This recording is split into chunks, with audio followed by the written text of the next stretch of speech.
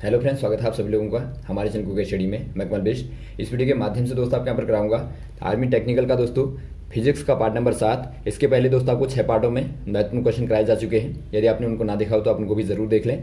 तो यहाँ पर बात करेंगे दोस्तों पार्ट नंबर 7 में क्वेश्चनों की, जो कि आपके बार बार एग्जाम में पूछे जाते हैं। तो आराम से क्वेश्चनों को आप देखेंगे, एक कॉपी और पेन आप निकाल लेंगे दोस्तों, ताकि आप सारे क्वेश्चनों को आराम से नोट कर पाएँ। तो देखिए शुरू करते हैं, क्वेश्चनों को देखते हैं। तो पहला क्वेश्चन देखिए दोस्तों, हवाई जहाज की उड़ान किस सिद्धांत पर आधारित होती है? अर्थात आपको बताना है lift off aeroplane during its lift. दोस्तों यहाँ पर देखिए, जब आप बात करते हैं उड़ान की दोस्तों, तो ये आपकी डिपेंड करती है बर्नौली की थ्योरम पर। बर्नौली थ्योरम पर दोस्तों डिपेंड करती है।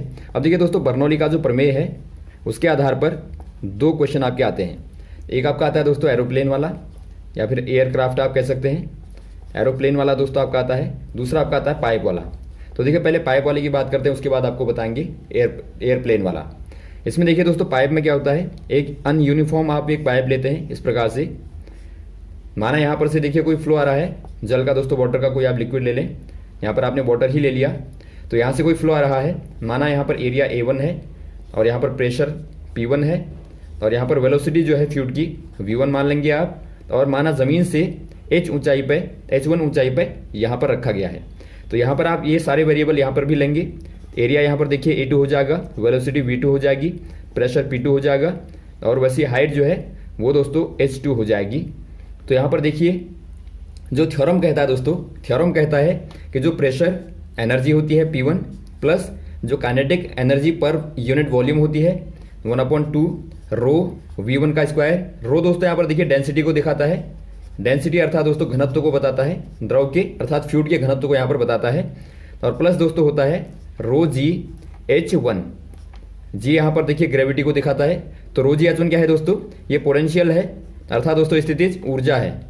अब यहाँ पर देखिए बराबर होता कहता है P2 प्लस 1/2 रो V2 का स्क्वायर प्लस रो जी H2। अर्थात दोस्तों यहाँ पर जो ऊर्जा है वो यहाँ पर जो ऊर्जा है उसके बिल्कुल बराबर होगा, ड्यू टू दोस्तों due to law of conservation, law of conservation of energy. तो एक क्वेश्चन आता है कि बताइए ये सिद्धांत जो है किस पर आधारित है? तो आप कह देंगे दोस्तों law of conservation of energy, अर्थात दोस्तों ऊर्जा के संरक्षण के सिद्धांत पर आधारित होता है। तो अब यहाँ पर देखिए दोस्तों एरोप्लेन में क्या होता है, तो यहाँ से आपको पता लग गया दोनों क्या होते हैं, बराबर होते हैं। अर्थात दोस्तों आप कहेंगे जो प्रेशर ऊर्जा होती है, जो प्रेशर एनर्जी होती है दोस्तों, और प्लस जो काइनेटिक एनर्जी होती है, और प्लस जो पोटेंशियल एनर्जी होती है वो क्या होती है, कांस्टेंट होती है। तो ये बताता है। अब यहाँ पर देखिए यदि आप इसी को यहाँ पर अप्लाई करें दोस्तों, एरोप्लेन में देखें तो यहाँ पर क्या होता है, आपने एरोप्लेन के शेप को देखा होगा, इस प्रकार से दोस्तों बना रहता है, कुछ इस प्रकार से होता है। इसके जो मेनली पंखे होते हैं दोस्तों, उनमें आप यदि देखेंगे तो पंखों में क्या होता है, देखिए इसका जो आगे वाला भाग होता है दोस्तों नीचे को डाउन होता है, अर्थात ये आपका थोड़ा बॉटम होता है, और ये होता है आपका टॉप। तो यहाँ पर देखिए जो यहाँ का प्रेशर होगा दोस्तों, बॉटम का प्रेशर क्या होगा, ज़्यादा होगा। क्यों ज़्यादा होगा? क्योंकि आप देखते हैं नीचे को जब आप आएंगे दोस्तों तो वायुमंडल का वहाँ पर दाब ज़्यादा होगा, ऊपर को जाएंगे तो वायुमंडल का दाब कम होता रहेगा, ड्यू टू दोस्तों ग्रेविटी। क्योंकि आप जानते हैं कि जो जी का मान होता है ऊंचाई पर जाने पर दोस्तों घटता रहता है। ये क्वेश्चन भी आता है, ज़मीन से नीचे जाने पर या फिर दोस्तों ऊपर जाने पर जो जी का मान होता है वो कम होता रहता है। तो ये भी आपको पता होना चाहिए। तो यहाँ पर क्या होगा दोस्तों, बॉटम का जो होगा प्रेशर वो टॉप के कंपेरिजन में ज़्यादा होगा। तो प्रेशर ऑफ बॉटम कहेंगे आप greater pressure of on top. तो टॉप पे दोस्तों यहाँ पर देखिए थोड़ा सा यूं घुमा रहता है। तो यहाँ पर देखिए क्या होगा दोस्तों, जो नीचे का दाब होगा ऊपर के दाब से एक प्रकार से ज़्यादा हो गया, तो एक प्रकार से दोस्तों यहाँ पर क्या पैदा हो गया, दाबांतर पैदा हो गया। अर्थात यहाँ पर दोस्तों प्रेशर डिफरेंस पैदा हो गया, जिसको आप डेल्टा पी कह सकते हैं, बराबर P bottom minus P top. तो इससे क्या होगा दोस्तों, इससे एक फोर्स क्रिएट होगा यहाँ पर नीचे, अर्थात एक बल लगेगा जो कि इसको ऊपर को उड़ाने में सहायता देगा। ये बल यदि आपको निकालना हो दोस्तों, आप कहाँ से निकालेंगे? आप जानते हैं दाब अर्थात प्रेशर बराबर क्या होता है, प्रेशर बराबर होता है दोस्तों बल बट्टे क्षेत्रफल, अर्थात फोर्स अपॉन एरिया होता है। क्योंकि दाब कहता है कि per unit area, force applied on per unit area.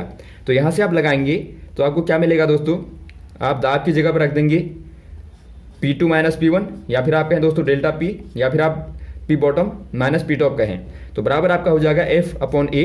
तो यहाँ से दोस्तों आपको मिलता है F बराबर, यहाँ पर आप डेल्टा P कर देंगे इंटू A, अर्थात दोस्तों ये आपको मिलता है। तो इतना बल दोस्तों इस पर लगता है और ये ऊपर को उड़ता है। तो ये आप यहाँ पर सारी चीज़ें याद रखेंगे। तो यहाँ पर आपका हो जाएगा बर्नौली थ्योरम, पहला वाला ऑप्शन आपका सही हो जाएगा। अगला क्वेश्चन दिखता है दोस्तों आपको, गलत मिलान को छांटिए, अर्थात आपको बताना है मार्क द रॉन्ग कंबाइनेशन। यहाँ पर देखिए कुछ आपको मिलान दिए हैं दोस्तों, इनके आधार पर आपको बताना है कौन सा वाला आपका गलत मिलान किया गया है। पहला आपको दिया है जेम्स वाट, जो कि आपका स्टीम इंजन दिया है, तो ये बिल्कुल आपका सही है दोस्तों पहला वाला, क्योंकि जो जेम्स वाट थे दोस्तों उन्होंने भाप का इंजन अर्थात दोस्तों स्टीम इंजन की दोस्तों खोज की थी, आविष्कार किया था। स्टीम इंजन क्या करता है दोस्तों, इसमें दोस्तों एक प्रकार का क्या होता है, लिक्विड होता है, और लिक्विड को जब आप हीट देते हैं, जब आप उसको हीट देंगे दोस्तों तो क्या होगा, इससे भाप निकलेगी, स्टीम निकलेगी, और स्टीम के दाब से दोस्तों, प्रेशर से या फिर आप कहें फोर्स से यहाँ पर ये कार्य करेगा इंजन, तो इसको आप कहते हैं स्टीम इंजन।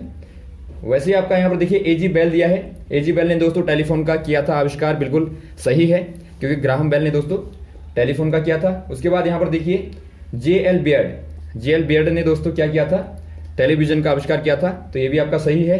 तो आपका जो डी वाला होगा दोस्तों वो गलत होगा, वो जे परकिंस। अब देखिए दोस्तों जो आपके जे परकिंस थे, इनको दोस्तों कहा जाता है फादर ऑफ दोस्तों रेफ्रिजरेटर, अर्थात दोस्तों जो एक प्रकार से रेफ्रिजरेटर क्या करता है, ये दोस्तों आइस को बनाने का काम करता है, एक प्रकार से जो आपकी आर्टिफिशियल आइस होती है दोस्तों उसको बनाने का, उसका प्रोडक्शन करने का कार्य करता है। तो जे परकिंस का संबंध दोस्तों रेफ्रिजरेटर से है, न कि पेनिसिलिन से। आप जानते हैं पेनिसिलिन का आविष्कार किसने किया था दोस्तों, ये भी आपको बार बार पूछा जाता है, ये क्या था, अलेक्जेंडर फ्लेमिंग ने दोस्तों।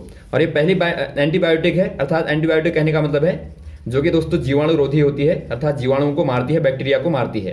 तो ये प्रथम दोस्तों एंटीबायोटिक है जो कि दोस्तों फ्लेमिंग के द्वारा आविष्कार किया गया था। तो ये सारे आप याद रखेंगे, तो यहाँ पर आपका ऑप्शन नंबर डी वाला सही हो जाएगा। अगला क्वेश्चन देखते हैं दोस्तों आपको, मैच द फॉलोइंग, आपको नीचे वालों को मिलान करना है। पहला आपको दिया दोस्तों वोल्ट मीटर, दूसरा आपको दिया मीटर, तीसरा आपको दिया वेलोसिटी ऑफ लाइट, और चौथा आपको दिया पोटेंशियोमीटर। तब यहाँ पर देखिए दोस्तों पहला वाला जो आपका दिया है वोल्ट मीटर है। वोल्ट मीटर ये क्या करता है दोस्तों, ये एक प्रकार का इंस्ट्रूमेंट है, इलेक्ट्रिकल आप कहेंगे, इलेक्ट्रिकल इंस्ट्रूमेंट है, अर्थात दोस्तों एक प्रकार से वैद्युत यंत्र है। और ये दोस्तों कार्य करता है पोटेंशियल डिफरेंस को मेजर करने का, अर्थात आप देखेंगे दोस्तों ये एक प्रकार से आप यहाँ पर जहाँ पर भी आपको निकालना है उस पर लगाएंगे तो आपको पोटेंशियल डिफरेंस दोस्तों बताता है। तो ये आपको यहाँ पर याद रखना है। तो एक क्वेश्चन दोस्तों आपको बार बार इसके आधार पर पूछा जाता है कि जो वोल्ट मीटर होता है उसमें दोस्तों रेजिस्टेंस जो होता है दोस्तों, अर्थात प्रतिरोध जो होता है उसको कौन से वाले क्रम में लगाया जाता है, अर्थात उसको आप कैसे कनेक्ट करेंगे। तो यहाँ पर देखिए दोस्तों आप याद रखेंगे जो आपका वोल्ट मीटर होता है उसमें आप सदैव ही दोस्तों पैरेलल में दोस्तों आपको जहाँ पर भी मापना है उसके पैरेलल में दोस्तों आप प्रतिरोध को लगाते हैं, आप रेजिस्टेंस को लगाते हैं। तो ये आप याद रखेंगे। और वैसे दोस्तों बात करें हम अमीटर की, एमीटर में क्या होता है दोस्तों, एमीटर दोस्तों कार्य करता है करंट को मापने का, करंट को मेजर करने का दोस्तों। तो आप याद रखेंगे जो आपका एक एमीटर होता है दोस्तों ये मेजर करता है करंट को। तो यहाँ पर आपका जो प्रतिरोध होता है दोस्तों, तो यहाँ पर भी आपका थोड़ा सा प्रतिरोध लिया जाता है। तो ये रेजिस्टेंस दोस्तों आपका हमेशा कहाँ होगा, ये आपका सीरीज में होगा, ये दोस्तों आपका सीरीज में जोड़ा जाता है। तो आप याद रखेंगे, आपने देखा वोल्ट मीटर में दोस्तों आपका पैरेलल होगा, लेकिन यहाँ पर आपका सीरीज में रेजिस्टेंस को दोस्तों आप ऐड करेंगे। और यहाँ पर देखिए दोस्तों यदि आप बात करें एक आइडल एमीटर का, यदि आप रेजिस्टेंस की बात करें दोस्तों तो ये दोस्तों आपका होता है 0, आप याद रखेंगे। और यदि आप एक आइडल वोल्ट मीटर का रेजिस्टेंस की बात करें तो वो आपका होता है इन्फानाइट। तो ये दोनों भी बार बार पूछे जाते हैं। और तीसरा आपको देखता है दोस्तों वेलोसिटी ऑफ लाइट दोस्तों, जो कि आपका c बराबर आप जानते हैं 3 × 10⁸ मीटर पर सेकंड होती है। इसका यूज़ आप दोस्तों करते हैं करंट के डिटेक्शन में दोस्तों। और यहाँ पर आपको एक दिया है दोस्तों पोटेंशियोमीटर कार्य करता है दोस्तों ईएमएफ को मापने का। जो पोटेंशियोमीटर होता है वो दोस्तों आपका ईएमएफ को मापता है। ईएमएफ कहने का मतलब है दोस्तों इलेक्ट्रोमोटिव फोर्स, जो आपका होता है एक प्रकार से आप कहते हैं विद्युत वाहक बल दोस्तों, जो दोस्तों एक प्रकार से विद्युत वहन करने वाला बल होता है, उसका मात्रक होता है पोटेंशियोमीटर। तो यहाँ पर आपको सारी चीज़ें मिल गई। तो आप कहाँ मिलान कर देंगे दोस्तों, पहले वाले में आप देखते हैं, पहले वाले का 1 के साथ में, दूसरे वाले का 2 के साथ में, और तीसरे वाले का दोस्तों चौथे वाले के साथ में, और डी का आप कर देंगे 3 के साथ में। तो ये आपका सही क्रम हो जाएगा 1 2 4 3। अगला क्वेश्चन देखिए दोस्तों, आपको बताना है सबसे दक्ष वाला इंजन कौन सा वाला होता है। The most efficiency engine is. दोस्तों यहाँ पर देखिए, यदि आप बात करें इंजन की एफिशिएंसी की, तो पहले आप समझेंगे, यहाँ पर देखिए इंजन जो होता है दोस्तों, उसकी यदि आप बात करें एफिशिएंसी, दोस्तों एफिशिएंसी मतलब दक्षता कहते हैं आप इसको। दक्षता कहने का मतलब है दोस्तों कि ये कितना दक्ष है। इसके आप कहाँ से निकालेंगे, एक फॉर्मूला आपका होता है, नीटा इक्वल टू होता है थर्मल के लिए दोस्तों, जो आपके थर्मल जो इंजन होते हैं उनके लिए आपका होता है Q2 minus Q1 minus Q2 upon T। अर्थात यहाँ पर देखिए पहली बार में जो आपकी ऊष्मा थी, उसके बाद जितनी यहाँ पर यूज़ की, और बट्टा T।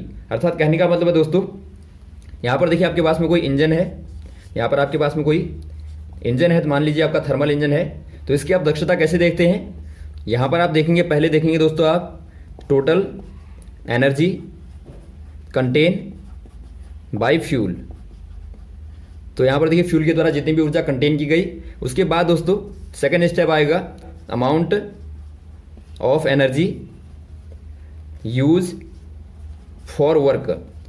अर्थात दोस्तों यहाँ पर जो कार्य होगा, माना यहाँ पर वाहन में या आप व्हीकल में आप बात करें तो आपका चलने का कार्य है, तो जो चलने का जो कार्य होगा दोस्तों, उसमें कितनी ऊर्जा का इस्तेमाल हुआ।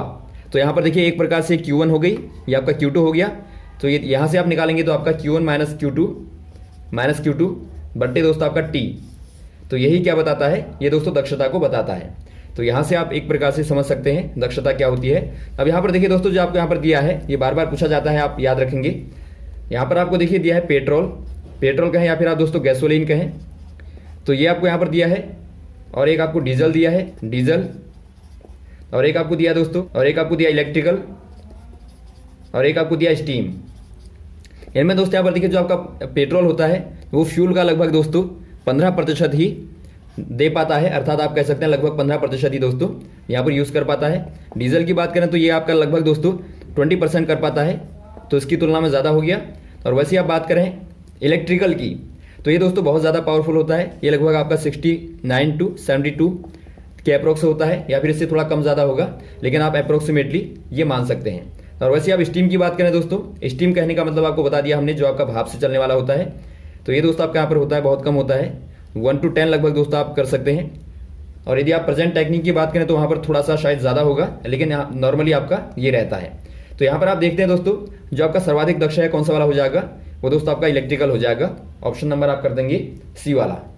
अगला क्वेश्चन देखिए दोस्तों, 1 astronomical units is the average distance between. अर्थात आपको बताना है एक एस्ट्रोनॉमिकल दूरी किसके बीच की औसत दूरी है। दोस्तों यहाँ पर देखिए, यदि आप बात करें एस्ट्रोनॉमिकल डिस्टेंस की दोस्तों, तो ये बताता है अर्थ और दोस्तों सन के बीच की दोस्तों एवरेज अर्थात औसतन दूरी को बताता है। तो आप कह देंगे 1 एस्ट्रोनॉमिकल जो आपकी डिस्टेंस होती है दोस्तों, दूरी होती है, इसको आप AU से रिप्रेजेंट करते हैं, बराबर लगभग आपकी होती है 1.496 इंटू 10⁸ किलोमीटर दोस्तों। तो ये लगभग आपके यहाँ पर रहती है, हो सकता है आपको पूछा जाए तो आप याद रखेंगे। तो ये दोस्तों क्या बताता है, एक प्रकार से सूर्य और पृथ्वी के बीच की औसतन दूरी को बताता है। तो ऑप्शन नंबर आपका यहाँ पर हो जाएगा पहला वाला, ए वाला। अगला क्वेश्चन देखिए दोस्तों, जब लोहे पर जंग लगता है तो इसका भार, अर्थात when iron rust its weight. बहुत ही अच्छा क्वेश्चन है दोस्तों, बार बार आता है। यहाँ पर देखिए दोस्तों, यदि आप बात करें आयरन की रस्टिंग की दोस्तों, तो इसमें क्या होता है, अर्थात लोहे पर जंग लगने की जो क्रिया होती है वो एक प्रकार से केमिकल रिएक्शन होती है, केमिकल या फिर आप कहें दोस्तों इलेक्ट्रोकेमिकल कहना ज़्यादा बेहतर होगा। तो यहाँ पर देखिए दोस्तों, इसमें होता क्या है, इसमें होता है आयरन और प्लस आपका दोस्तों ऑक्सीजन के साथ में अर्थात वायु के साथ में मिलता है, और नमी आपकी उपस्थित रहती है। नमी के कहने का मतलब आपका जल उपस्थित रहेगा। तो ये रिएक्शन करने के बाद में दोस्तों एक ऑक्साइड बनाता है Fe2O3, और यहाँ पर कुछ मात्रा जल की मिली रहेगी। आप यहाँ पर X से H2O कर सकते हैं, H2O हो जाएगा यहाँ पे। तो ये दोस्तों आपका क्या है, एक प्रकार का ऑक्साइड है। तो यहाँ पर देखिए दोस्तों, आप कहेंगे due to this oxide weight increases, अर्थात दोस्तों यहाँ पर देखिए जो भार होगा वो बढ़ जाएगा। क्यों? क्योंकि यहाँ पर देखिए आयरन के साथ में ऑक्सीजन के भी मॉलिक्यूल ऐड हो गए, तो आप कह देंगे जो भार होगा दोस्तों पहले की तुलना में ज़्यादा हो जाएगा। तो यहाँ पर बहुत सारे लोगों को कन्फ्यूजन रहता है कि हो सकता है जंग लग गया तो कम हो जाना चाहिए, लेकिन यहाँ पर देखिए आप देखते हैं ये आपका बढ़ जाएगा।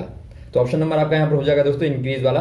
अगला क्वेश्चन देखिए दोस्तों, आपको बताना है ध्वनि डैश में तीव्र होगी, अर्थात साउंड ट्रेवल फास्टर इन कौन से वाले में दोस्तों, dry air than in water. यदि आप बात करें दोस्तों साउंड की स्पीड की बात करें तो साउंड स्पीड दोस्तों डिपेंड करती है मीडियम पे, जो कि आपको हमने कल भी बताया था। मीडियम पे क्यों डिपेंड करती है दोस्तों? क्योंकि आपकी होती है लॉन्गिट्यूडनल दोस्तों वेव होती है, अर्थात अनुदैर्ध्य तरंग होती है दोस्तों, जो कि माध्यम पर निर्भर करेगी, अर्थात मीडियम पर दोस्तों डिपेंड करती है। तो माध्यम आपका देखिए, मीडियम यदि आपका होगा सॉलिड तो वहाँ पर आपकी सर्वाधिक होती है, तो फास्टेस्ट होती है दोस्तों। और यदि आप बात करें लिक्विड की तो वहाँ पर थोड़ा सा इससे कम होगी दोस्तों, लेस होगी। और यदि आप बात करें दोस्तों एयर की, तो एयर में आपकी लीस्ट होती है, अर्थात सबसे कम दोस्तों वायु में होती है। तो यहाँ पर देखिए आपकी जो वायु में होती है दोस्तों 0 डिग्री सेंटीग्रेड पे, देखिए ताप पर भी डिपेंड करता है, आप याद रखेंगे। साउंड की जो स्पीड होती है वो टेम्परेचर पर भी डिपेंड करती है। तो यदि आप बात करें दोस्तों 0 पे, तो यहाँ पर लगभग होती है 332 अर्थात 332 मीटर पर सेकेंड। तो आप याद रखेंगे, आपको तापमान वहाँ पर दिया होगा। और यदि आप दोस्तों यहाँ पर बात करें 22 पे, तो वहाँ पर 22 पे दोस्तों आपका होता है लगभग 344 मीटर पर सेकंड में आप याद रखेंगे। तो ये दोस्तों आपकी यहाँ पर होती है बेसिकली। अब यहाँ पर देखिए बात करें आप सॉलिड में दोस्तों, तो सॉलिड में आपकी खासतौर पर स्टील पर दोस्तों, अर्थात इस्पात में जो होती है सर्वाधिक मानी जाती है, लगभग दोस्तों आपकी 5100 कुछ के दोस्तों समथिंग यहाँ पर रहती है, इतने मीटर पर सेकंड में आपकी रहती है। तो आप याद रखेंगे दोस्तों, यहाँ पर सर्वाधिक जो होती है इस्पात में पाई जाती है।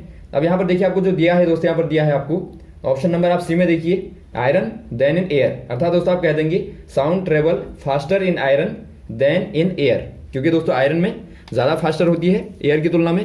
तो ऑप्शन नंबर आपका सी वाला सही दिया है, तो आप सी वाले में टिक कर देंगे। अगला क्वेश्चन देखिए दोस्तों, एक रिमोट कंट्रोल गैजेट निम्न में से होगा, क्या होगा? आपको बताना है दोस्तों, remote control gadget for TV extra कह सकते हैं आप, हैज़ इन इट, क्या होगा दोस्तों? A small electromagnet which emit electromagnetic waves, या फिर a small oscillator that emits electric pulses, या फिर होगा a small transmitter that emits infrared signal, या फिर नन ऑफ दीज। इनमें से हो जाएगा दोस्तों। यदि आप बात करें रिमोट की, रिमोट होता क्या है दोस्तों? ये क्या करता है, वन डिवाइस से दोस्तों आपके अनदर डिवाइस को ऑपरेट करता है। तो ऑपरेट करने का कार्य करता है दोस्तों, वायरलेस होता है, तो इसी को आप रिमोट बोलते हैं। तो यहाँ पर देखिए दोस्तों, बेसिकली आप टीवी का या फिर आपका रिसीवर या फिर डीवीडी का बात करें, नॉर्मली जो आपका रिमोट होता है उसमें दोस्तों आजकल जो प्रेजेंट टाइम में है दोस्तों, उसमें IR का यूज होता है, अर्थात इंफ्रारेड सिग्नल का दोस्तों इस्तेमाल होता है। इसमें दोस्तों एक इलेक्ट्रिकली कोडेड सिग्नल होता है, जो कि इसकी फ्रीक्वेंसी को बदल देता है। माना आपने फ्रीक्वेंसी को बदल दिया, फ्रीक्वेंसी अर्थात दोस्तों आवृत्ति को आपने सिग्नल की बदल दिया, तो वहाँ पर दोस्तों आपको नया चैनल देखने को मिलता है। तो यहाँ पर आपका हो जाएगा IR। तो एक प्रकार से क्या है दोस्तों, ये ट्रांसमीटर है और IR का यूज़ करता है। और पहले शुरुआत में दोस्तों इसमें इस्तेमाल किया जाता था अल्ट्रासोनिक टोन्स का दोस्तों, लेकिन प्रेजेंट में आप IR का आप कह देंगे। तो यहाँ पर आपका ऑप्शन नंबर सी वाले में दिखता है आपको